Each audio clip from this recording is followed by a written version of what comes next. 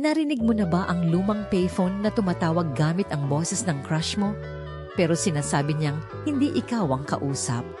Noong isang araw, umuuwi si Mara mula sa trabaho sa Intramuros nang masiraan ng ilaw ang iskinita sa tabi ng pader. Nandoon si Enzo, elektrisyan ng isang lumang gusali, naka-headlamp at amoy langis. Ngumiti siya. Ikaw yung laging dumadaan dito, no? Kilig si Mara, pero nagkunwari lang siyang seryoso. Paglampas niya sa kanto, may nakatayo palang payphone na kalawangin, parang dekorasyon. 12:00 ng gabi, bigla itong tumunog. Sinagot ni Mara. At boses ni Enzo ang narinig niya, "Mara, huwag kang tumingin sa likod." Napalunok siya kasi may malamig na hininga sa batok niya. Sumilip siya sa salamin ng payphone at may aninong may hawak na barya pero walang paa. Sa umaga, hinarap ni Mara si Enzo sa tapat ng gusali. "Ikaw ba yung tumawag kagabi?" Umiling siya, namutla.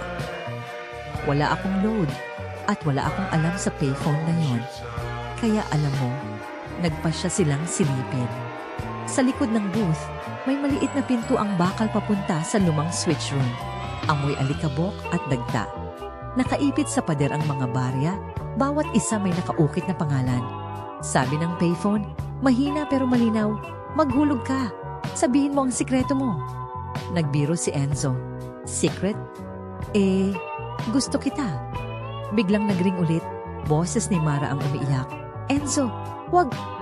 Ikaw ang susunod." Nakahawak si Mara sa kamay niya, nanginginig. Sa sahig, may resibong luma. Mga tawag na hindi na binalikan at may petsa nga ngayong gabi sa tabi ng pangalan ni Enzo. Sa gabing iyon, dinala ni Mara si Enzo sa booth bago pa sila matakot umatras. "Huwag kang sasagot," sabi niya, pero nanginginig ang boses. Umilaw ang payphone kahit walang kuryente, tapos tumunog parang tibok ng puso. "Enzo, sagutin mo!" Bulong ng sariling boses ni Mara mula sa handset. Hinawakan ni Enzo ang kamay niya. "Mas pipiliin kitang totoong kausap."